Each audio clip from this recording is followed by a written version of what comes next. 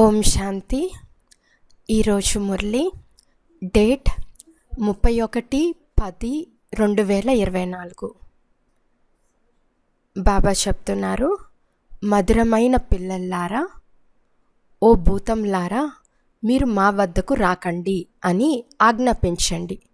మీరు వాటిని భయపెడితే అవి పారిపోతాయి. ప్రశ్న: ఈశ్వర్య నశాలో ఉండే పిల్లలు జీవితానికి శోభ ఏది? జవాబు: సర్వీస్ వారి జీవితానికి శోభ. మాకు ఈశ్వర్య లాటరీ లభించిందని నశ ఉన్నట్లయితే సర్వీస్ చేయాలనే ఉత్సాహం ఉండాలి. కానీ మీలో ఎలాంటి భూతాలు లేనప్పుడే బాణం తగులుతుంది. రెండో ప్రశ్న: శివబాబా పిల్లలమని చెప్పుకునేందుకు హక్కుదారులు ఎవరు? జవాబు: భగవంతుడు మా తండ్రి. మేము అలాంటి సర్వశ్రేష్ఠ తండ్రి సంతానము అనే నిశ్చయం ఎవరికి ఉంటుందో అలాంటి నశాలో ఉండే యోగ్య పిల్లలే శివబాబా సంతానమని చెప్పుకునేందుకు హక్కుదారులు. ఒకవేళ వ్యక్తిత్వం సరిగ్గా లేకుంటే, నడవడికలు రాయల్గా లేకుంటే వారు స్వయాన్ని శివబాబా పిల్లలుగా చెప్పుకునేందుకు అర్హులు కారు. ఓం శాంతి. శివబాబా గుర్తున్నారా? స్వర్గరాజ్యం జ్ఞాపకం ఉందా? ఇక్కడ కూర్చున్నప్పుడు మేము బేహద్ తండ్రి పిల్లలమని, నిత్యం తండ్రిని స్మృతి చేస్తామని బుద్ధిలో ఉండాలి. స్మృతి చేయకుండా మనం వారసత్వంను పొందలేము. ఏ వారసత్వాన్ని? పవిత్రత వారసత్వం. కనుక అందుకు ఇటువంటి పురుషార్థం చేయాలి. ఎప్పుడూ కూడా ఏ వికారపు విషయాలు మన ముందుకు రాలేవు. కేవలం వికారం మాటే కాదు, ఈ ఒక్క భూతమే కాదు, ఏ భూతము రాచాలదు. ఇలాంటి శుద్ధమైన అహంకారం ఉండాలి. సర్వశ్రేష్ఠ భగవంతుని పిల్లలమైన మనం కూడా అతి ఉన్నతమైన వారమే కదా. మన మాటలు, నడవడికలు ఎంత రాయల్గా ఉండాలి. ఇప్పుడు నడవడిక ద్వారా మీరు పైసాకు కూడా కొరగారురు. నా పిల్లలుగా చెప్పుకునేందుకు హక్కుదారులుగా అవ్వారని తండ్రి అర్థం చేసుకుంటారు. లౌకిక తండ్రి కూడా అయోగ్యులైన పిల్లలను చూచినప్పుడు ఇలా అనుకుంటారు కదా, వీరు కూడా తండ్రియే. తండ్రి శిక్షణ ఇస్తున్నారని పిల్లలైన మనకు తెలుసు. కానీ కొందరు అస్సలు అర్థం చేసుకోరు. బేహద్ తండ్రి మనకు అర్థం చేయిస్తున్నారు అనే నిశ్చయం ఉండదు. నశ కూడా ఉండదు. పిల్లలైన మీ బుద్ధి ఎంత శ్రేష్టంగా ఉండాలి. మనం ఎంత శ్రేష్టమైన తండ్రి పిల్లలం. తండ్రి ఎంతగా అర్థం చేయిస్తారు. ఆంతరికంగా ఆలోచించండి. మేము ఎంత అతి ఉన్నతమైన తండ్రి పిల్లలము. మా నడవడికలు ఎంత శ్రేష్టంగా ఉండాలి. ఈ దేవీ దేవతలకు ఏ మహిమ ఉందో అది మనదిగా కావాలి. ప్రజలకు మహిమ ఉండదు. ఒక్క లక్ష్మీనారాయణులు మాత్రమే చూపిస్తారు. కనుక పిల్లలు ఎంత మంచి సర్వీస్ చేయాలి. ఈ లక్ష్మీనారాయణులు ఇరువురు ఈ సర్వీస్ చేశారు కదా. బుద్ధి ఎంత శ్రేష్టంగా ఉండాలి. కొందరి పిల్లలు బుద్ధిలో ఎలాంటి వ్యత్యాసమూ రాలేదు. మాయ చేతిలో ఓడిపోతే ఇంకా ఎక్కువగా పాడైపోతారు. ఆంతరికంలో మేము బేహద్ తండ్రి పిల్లలము అని నశ ఉండాలి. తండ్రి చెప్తున్నారు, అందరికీ నా పరిచయం ఇస్తూ ఉండండి. సర్వీస్ ద్వారానే శోభిస్తారు. అప్పుడే తండ్రి హృదయంలో ఉంటారు. ఎవరు తండ్రి హృదయంలో ఉంటారో వారే పిల్లలు. తండ్రికి పిల్లలపై ఎంత ప్రేమ ఉంటుంది. పిల్లలను తలపై కూర్చోపెట్టుకుంటారు. అంతటి మోహం ఉంటుంది. కానీ అది హద్దులోని మాయవీ మోహం. ఇది బేహద్ ప్రేమ. పిల్లలను చూసి సంతోషపడని తండ్రి ఎవరైనా ఉంటారా? తల్లిదండ్రులకు అపారమైన ఖుషి ఉంటుంది. ఇక్కడ కూర్చున్నప్పుడు బాబా మమ్మల్ని చదివిస్తున్నారు అని భావించాలి.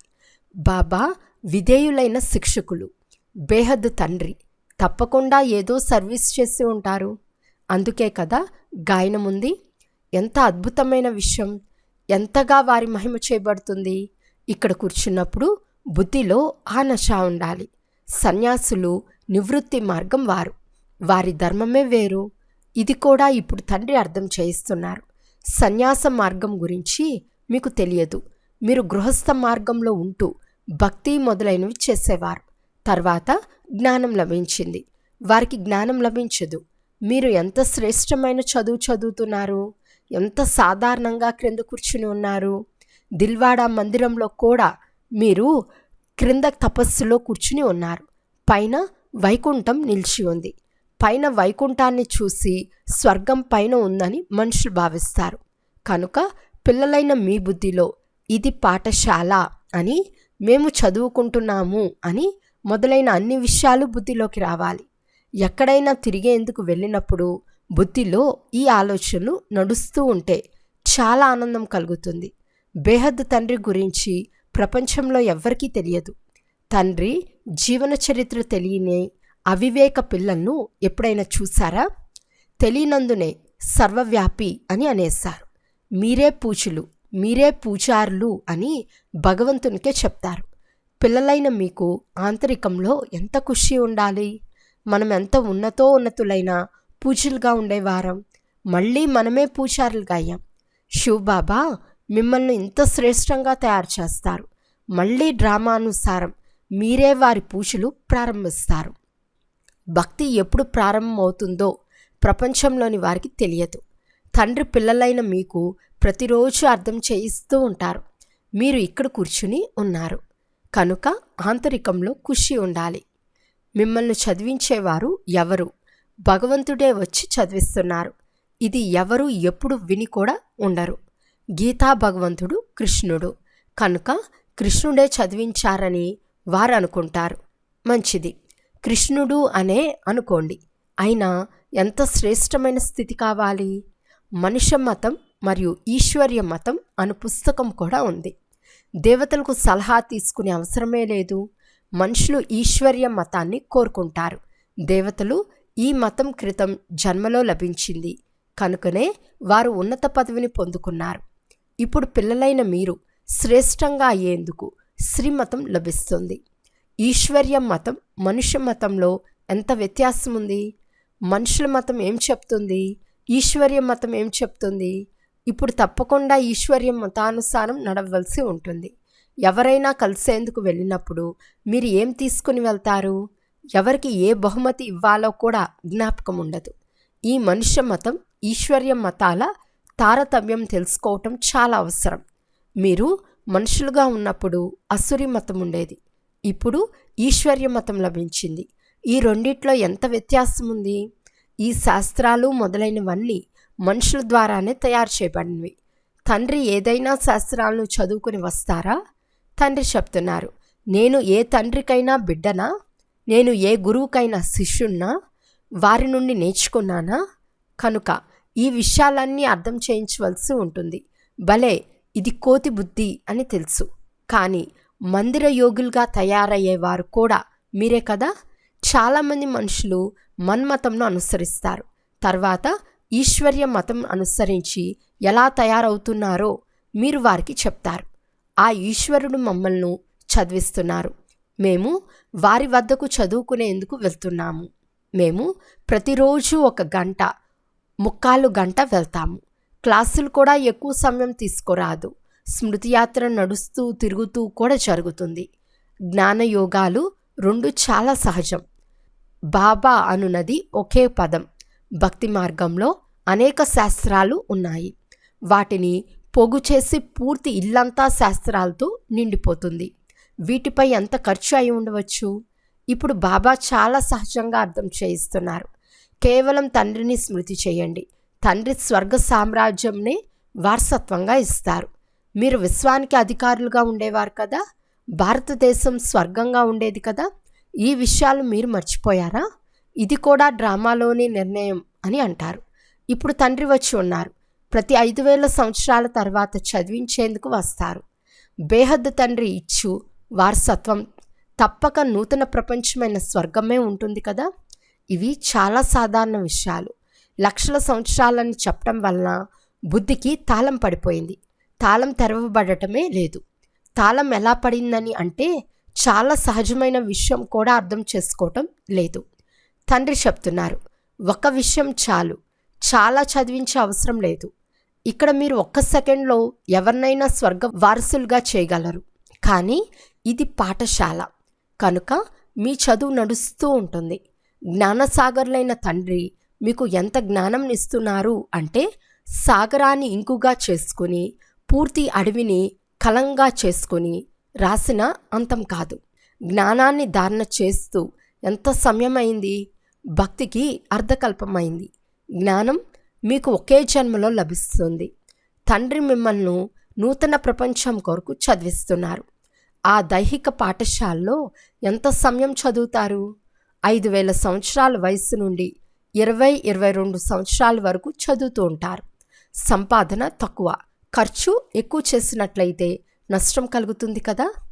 తండ్రి ఎంతో సంపన్నంగా తయారు చేస్తారు, మీరు మళ్ళీ దివాలా తీస్తారు. ఇప్పుడు భారతదేశ పరిస్థితి ఎలా తయారైందో చూడండి. నిశ్చయంతో అర్థం చేయించాలి. మాటలు నిలబడగలగాలి. వందే మాతరం అనున్నది మీ గాయనమే. భూమికి వందే మాతరం అని చెప్పరు, వందే మాతరం అని మనుషులకే చెప్పబడుతుంది. పిల్లలైన మీరు ఎవరైతే బంధనముక్తులుగా ఉంటారో వారే ఈ సర్వీస్ చేస్తారు. వారు కూడా కల్పక్రితం బంధనముక్తులుగా ఎలా అయ్యారో ఇప్పుడు కూడా అలాగే అవుతూ ఉంటారు. అబలలపై ఎన్ని అత్యాచారాలు జరుగుతాయి, మాకు తండ్రి లభించారని తెలుసుకుంటారు. కనుక ఇప్పుడు ఆ తండ్రి సర్వీస్ చేయాలని భావిస్తారు. బంధనం ఉంది అని చెప్పేవారు పిరికివారు. మీరు ఈశ్వర్య సర్వీస్ చేయకండి అని ప్రభుత్వం చెప్పలేదు. మాట్లాడే ధైర్యం కావాలి. ఎవరిలో జ్ఞానం ఉంటుందో వారు సహజంగా బంధనముక్తులుగా అవ్వగలరు. మేము ఆత్మీక సేవ చేయాలనుకుంటున్నాము అని జడ్జి కూడా చెప్పగలరు. ఆత్మీక తండ్రి మిమ్మల్ని చదివిస్తున్నారు. క్రైస్తవులు లిబరేట్ కరో, మార్గదర్శకులు అవ్వండి అని అంటూ ఉంటారు. భారతవాసుల కంటే విదేశీయులు వివేకం బాగుంది. పిల్లలైన మీలో ఎవరు మంచి వివేకవంతులుగా ఉంటారో వారికి సర్వీస్ చేయాలనే ఆసక్తి చాలా ఉంటుంది. ఈశ్వర్య సర్వీస్ ద్వారా చాలా గొప్ప లాటరీ లభిస్తుందని వారికి తెలుసు. కొందరు లాటరీ మొదలైన వాటిని అర్థం చేసుకోరు. అక్కడ కూడా దాసీలుగా అవుతారు. దాసి అయినా పర్వాలేదు, చండాలురుగా అయినా పర్వాలేదు, స్వర్గంలోకి వస్తాం కదా అని అనుకుంటారు. వారి నడవడికలు కూడా అలాగే కనిపిస్తాయి. అనంతమైన తండ్రి మనకు అర్థం చేయిస్తున్నారని మీకు తెలుసు. ఈ దాదా కూడా అర్థం చేయిస్తారు. తండ్రి ఇతని ద్వారా పిల్లలను చదివిస్తున్నారు. కొందరు అది కూడా అర్థం చేసుకోలేరు. ఇక్కడి నుండి బయటకు వెళ్ళాలి అంటే సమాప్తమైపోతుంది. ఇక్కడ కూర్చున్నా ఏమీ అర్థం చేసుకోలేరు. బుద్ధి బయట తిరుగుతూ ఎదురు దెబ్బలు తింటూ ఉంటుంది. ఒక్క భూతం కూడా దూరం అయిపోదు. చదివించేవారు ఎవరు? మీరు ఎలా తయారవుతున్నారు? శ్రీమంతులు దాసీలుగా కూడా అవుతారు కదా.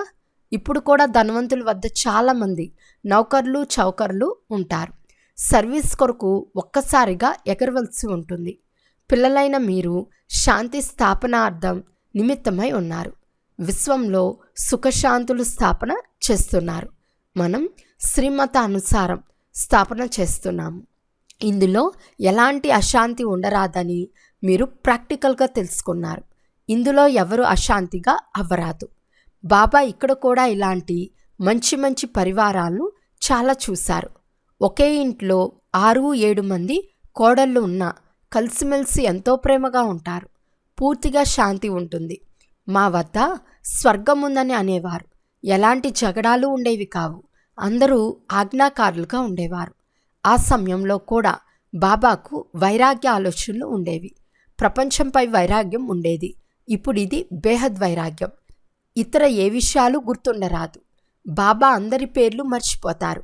బాబా మీరు మమ్మల్ని స్మృతి చేస్తారా అని పిల్లలు అడుగుతారు. బాబా చెప్తారు, నేను అందరినీ మర్చిపోవాలి. స్మృతి లేదు, విస్మృతి లేదు. బేహద్ వైరాగ్యం కదా, అందరినీ మర్చిపోవాలి. మనం ఇక్కడ నివసించేవారు కాదు. స్వర్గవారసత్వం ఇచ్చేందుకు తండ్రి వచ్చి ఉన్నారు. నన్ను స్మృతి చేయండి, మీరు విశ్వాధికారులుగా అవుతారు అని బేహద్ తండ్రి చెప్తున్నారు. ఇతరులకు అర్థం చేయించేందుకు ఈ బ్యాచ్ చాలా బాగుంది. ఎవరైనా కావాలని అడిగితే మొదట అర్థం చేసుకుని తీసుకోండి అని చెప్పండి. ఈ బ్యాచ్ గురించి తెలుసుకోవటం ద్వారా మీకు విశ్వ సామ్రాజ్యం లభిస్తుందని చెప్పండి. నన్ను స్మృతి చేస్తే మీరిలా తయారవుతారని శివబాబా ఈ బ్రహ్మ ద్వారా ఆదేశంనిస్తున్నారు. గీతా పాఠకులు ఎవరైతే ఉన్నారో వారు చాలా బాగా అర్థం చేసుకుంటారు. వారు దేవతా ధర్మం వారై ఉంటారు. దేవతలు ఎందుకు దిగజారుతారని కొందరు ప్రశ్నిస్తారు. అరే, ఈ చక్రం తిరుగుతూ ఉంటుంది. పునర్జన్మలు తీసుకుంటూ క్రిందకు దిగజారుతారు. చక్రం తిరిగే తీరాలి. ప్రతి ఒక్కరి మనసులో ఇలాంటి ఆలోచనలు తప్పకుండా వస్తాయి. మేము సర్వీస్ ఎందుకు చేయలేకపోతున్నాము? తప్పకుండా నాలో ఏదో లోపం ఉంది. మాయ భూతాలు ముక్కు పట్టుకుని పీడిస్తున్నాయని అర్థం చేసుకోండి. ఇప్పుడు పిల్లలైన మీరు, మేము ఇంటికి వెళ్ళాలి, మళ్ళీ కొత్త ప్రపంచంలోకి వచ్చి రాజ్యపాలన చేయాలని తెలుసుకున్నారు. మీరు ప్రయాణికులు కదా, దూరదేశం నుండి ఇక్కడికి వచ్చి పాత్ర అభినయం చేస్తారు. మేము అమరలోకానికి వెళ్ళాలి. ఈ మృత్యులోకం సమాప్తమవుతుందని ఇప్పుడు మీ బుద్ధిలో ఉంది. తండ్రి చాలా అర్థం చేయిస్తారు. బాగా ధారణ చేయాలి. దీనిని మళ్ళీ నెమరు వేస్తూ ఉండాలి. కర్మభోగాలు, అనారోగ్యం ఉప్పొంగి గందరగోళం చేస్తుంది. మాయ సతాయిస్తుంది, కానీ తికమక పడరాదు అని తండ్రి అర్థం చేయిస్తారు. ఏ కొద్దిగా తారుమారైనా కలవరపడిపోతారు. అనారోగ్యంలో మనుషులు భగవంతుని ఎక్కువగా స్మృతి చేస్తారు. బెంగాల్లో ఎవరైనా చాలా అనారోగ్యంగా ఉన్నప్పుడు రామా రామా అని చెప్పండి, మళ్ళీ రామా అని చెప్పండి అని చెప్పిస్తారు. మరణించే విధంగా ఉన్నట్లయితే గంగా తీరానికి తీసుకెళ్ళాలి, హరిహరి అని చెప్పమని అంటారు. మళ్ళీ వారిని తెచ్చి కాల్చే అవసరం ఏముంది? గంగలో వేయవచ్చు కదా. చేపలు మొదలైన నీటి జంతువులకు ఆహారంగా అయిపోతారు, అందుకు ఉపయోగించబడతారు. పారిస్సులు అలాగే ఉంచేస్తారు, కనుక వారి ఎముకలైనా ఉపయోగపడతాయి. తండ్రి చెప్తున్నారు, మీరు మిగిలిన అన్ని విషయాలను మరిచి నన్నొక్కరినే స్మృతి చేయండి. అచ్చా, మధురాతి మధురమైన అపురూపమైన పిల్లలకు మాతాపిత బాప్దాదాల ప్రియ స్మృతులు మరియు గుడ్ మార్నింగ్. ఆత్మీక పిల్లలకు ఆత్మీక తండ్రి నమస్తే. ఆత్మీక తండ్రికి ఆత్మీక పిల్లల యొక్క ప్రియ స్మృతులు మరియు నమస్తే నమస్తే నమస్తే. ధారణ కొరకు ముఖ్య సారం. ఫస్ట్ పాయింట్, బంధనముక్తులుగా అయి భారతదేశానికి సత్యమైన సేవ చేయాలి. మమ్మల్ని ఆత్మీక తండ్రి చదివిస్తున్నారు, మేము ఆత్మీక సేవ చేస్తున్నాము అని నిశ్చయంతో, నషాతో చెప్పండి. ఈశ్వర్య సేవ చేయాలనే ఉమంగం పొంగి పొర్లుతూ ఉండాలి. సెకండ్ పాయింట్, కర్మభోగపు అనారోగ్యంలో మాయ తుఫాన్లో తికమక పడరాదు, కలత చెందరాదు. తండ్రి ఏ జ్ఞానంనిచ్చారో దాన్ని నెమరవేస్తూ బాబా స్మృతిలో హర్షితంగా ఉండాలి. వరదానము. నిరాకారము మరియు సాకారము 2 రూపాల స్మృతి చిహ్నాన్ని విధిపూర్వకంగా జరుపుకునే శ్రేష్ఠ ఆత్మాభవ. అనేక మేలుకున్న అవినాశి దీపాల స్మృతి చిహ్నమే దీపావళి. ప్రకాశిస్తూ ఆత్మ దీపాలైన మీరు ఒక జ్వాల వలె కనిపిస్తారు. అందువలన ప్రకాశిస్తున్న ఆత్మల దివ్యజ్యోతి యొక్క స్మృతి చిహ్నాన్ని స్థూలమైన దీపం యొక్క జ్యోతిగా చూపించారు.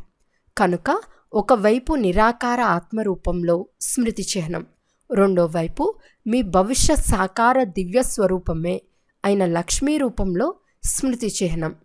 ఈ దీపమాలయే దైవీ పదవిని ప్రాప్తి చేసుకుంటుంది. కనుక శ్రేష్ఠ ఆత్మలైన మీరు మీ స్మృతి చిహ్నాన్ని స్వయం మీరే జరుపుకుంటున్నారు. స్లోగన్. నెగిటివ్ను పాజిటివ్లోకి పరివర్తన చేసుకునేందుకు మీ భావాలను శుభకరంగా మరియు బేహద్దుగా చేసుకోండి. అచ్చా, ఓం శాంతి.